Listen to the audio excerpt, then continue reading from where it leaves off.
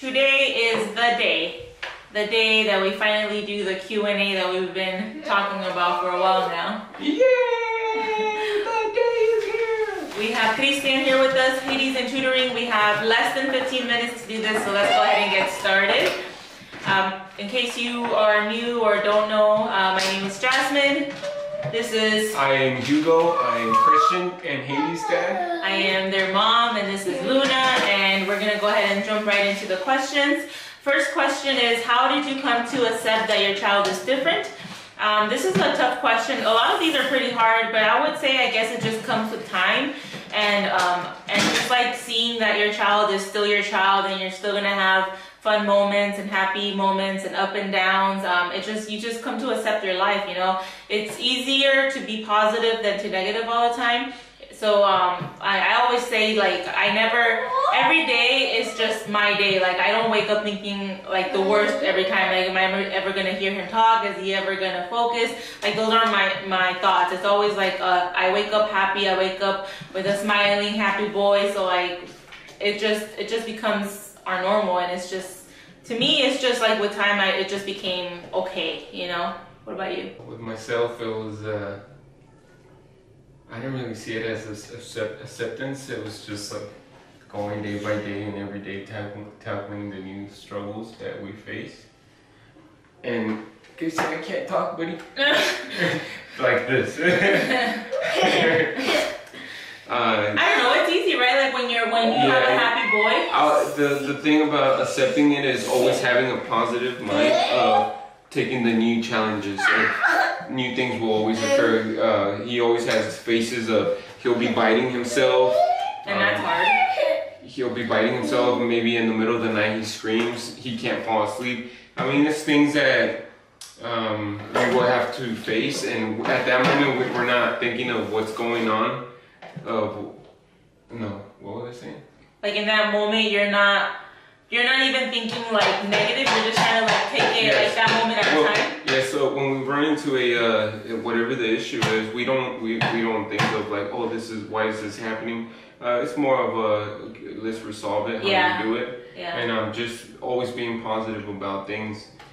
Because you're not going to get it anywhere. You can't get farther by being negative, you know what I mean? Like, you're just making your situation's already bad in your opinion, and you're just making it worse by thinking worse of it, you know? So you just have to have a positive mentality. Yeah, so the acceptance is pretty much every day, day by day, take it So like, don't go Googling and like just focusing on the negative. Don't go like in search of like what's like the worst that can happen. Just think, because this diagnosis comes with some, like, it's a spectrum and you just don't know what's gonna come. Think positive and think like maybe this will happen, you know, like just always have an open mind, always like try your best. The label, see it as, he's my child. He's my child. Like, just don't focus on the label. And it's okay, like, to understand the label and like the diagnosis and try to like get knowledge, but don't just focus on it. Next question: what has Christian's autism taught you about life?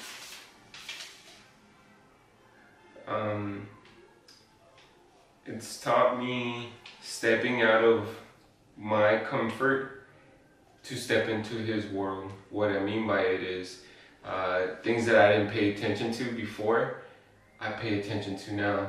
It would be like sounds, the blender, maybe lights. Just like people's sensitivity? People's sensitivity.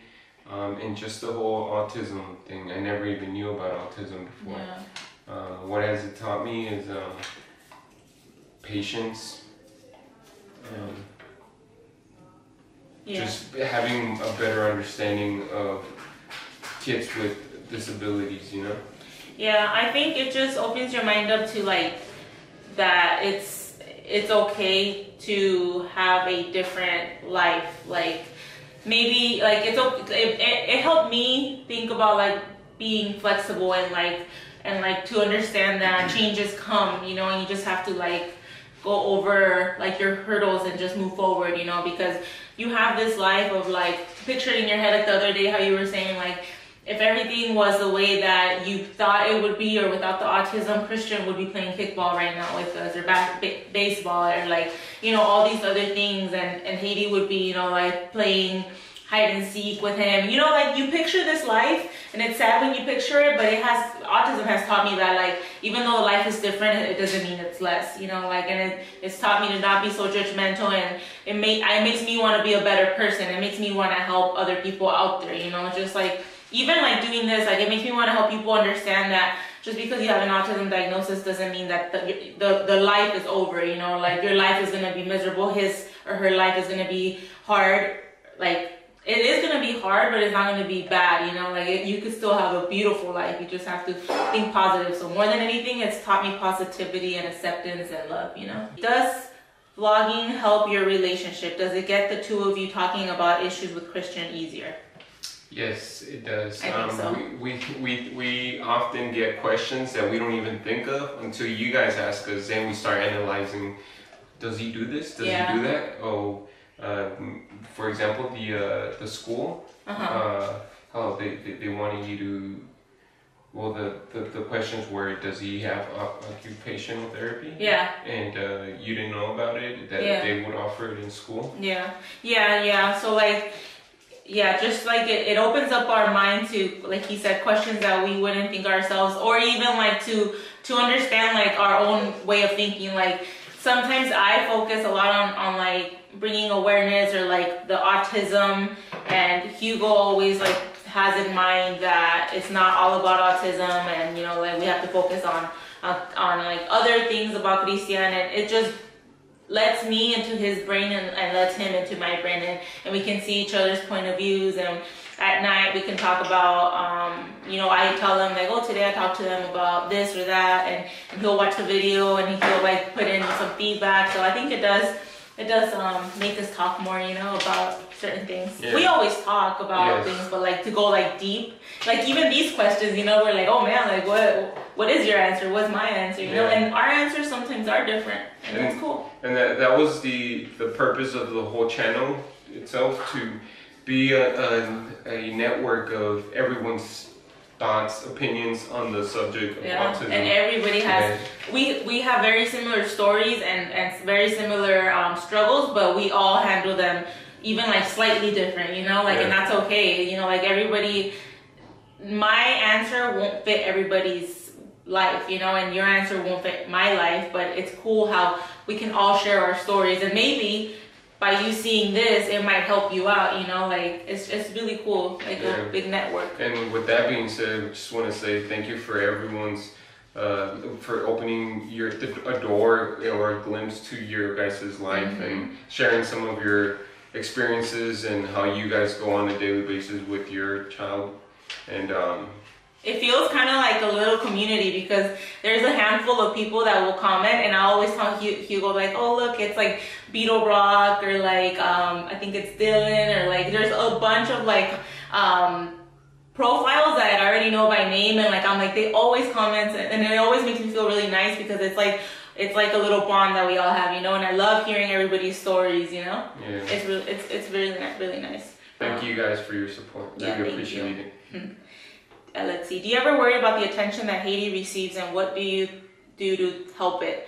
I definitely worry about it a lot, and I know that regardless, she does feel like she doesn't get as much attention, because he does get a little more attention with all his therapies, and like always having to be on guard with him and things like that. I worry that she does feel a little left out at times, and I try to just, you know, show her extra love and patience, which sometimes isn't easy because I'm already running on like on patience, so sometimes I know I take it out on her, but I try, you know, and I'm gonna keep trying to be better with her. One of the things that I want to try to do more is just spend more one-on-one time with her, whether it's me and Haydee, or like Hugo, Haydee, and I, just the three of us, to give her a little more attention, because she's a great kid, and I think she deserves to feel like yay, my mom and dad, you know, like that day. Like sometimes we do it and she always lights up, like, but at the same time she really likes to spend time with like the four of us, you know. So I don't know, I think so. What about you? It is worrisome. I'm sure at times she feels that we focus too much with Christian. Yeah. But it's just that he needs that special attention. We try to explain it to her, and But she's still young, Yeah, and regardless, she understands a lot, but I know that it's still hard for her to wrap her brain about it. Like, the other day, like, she was washing some dishes, and she screamed out to me, like, hey, mommy, like, really, like, chill. She's all like, when is Christian gonna stop having autism? You know, like, in her mind, it doesn't, like, 100% click that this is something, like, neurological and that he's gonna always have it. Yes. It doesn't mean that he's not gonna talk or this and that, but, like, she kind of thinks of it as, like, something that's temporary. That he will fade away. Yeah, so that definitely made me understand. Like, she understands, but only to an extent. So, yeah, I think we just need to just keep in mind that she needs extra attention, you know? Yeah, just how we focus on Christian, we need to focus on her as well. Yeah. Which I'm sure there is a question of if we're having. Yeah, another question is, will you have more children? Yeah, I had seen that, and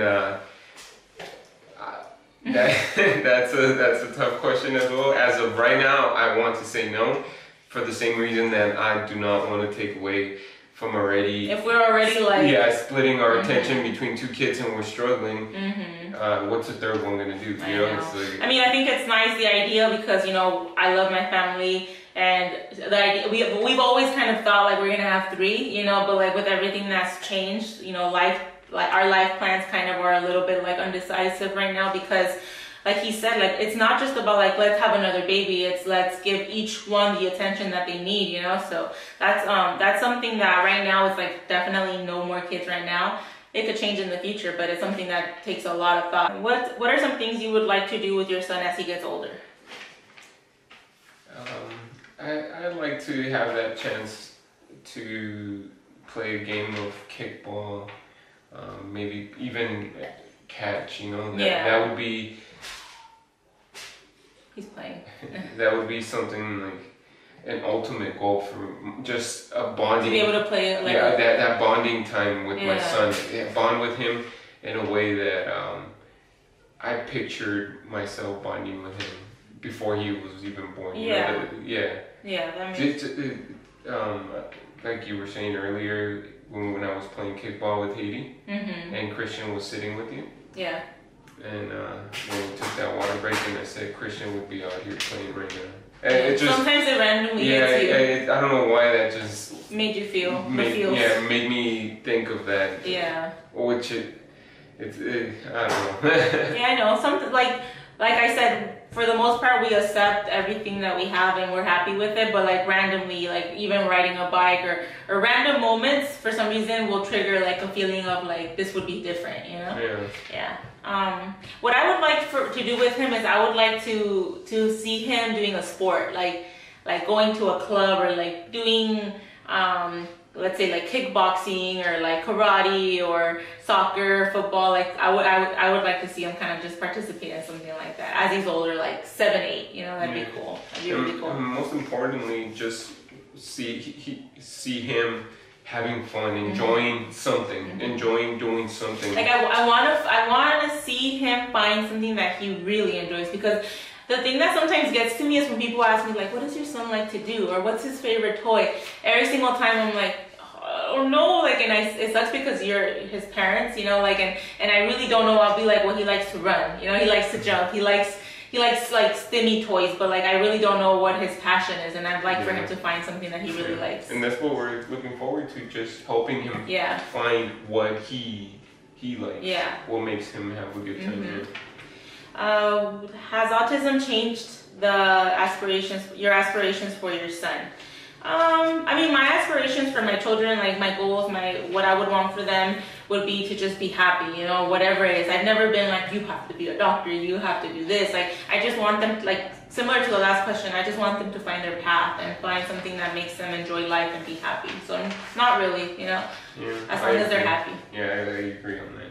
Same. All right, that's all the questions for now. If you guys have any other questions, leave them down below. I hope you guys had a good time talking with us, getting some questions answered. Did you have fun? Yes. Yes. All right, thank you so much for watching, and we'll see you guys soon. Peace out. Rocking the spectrum.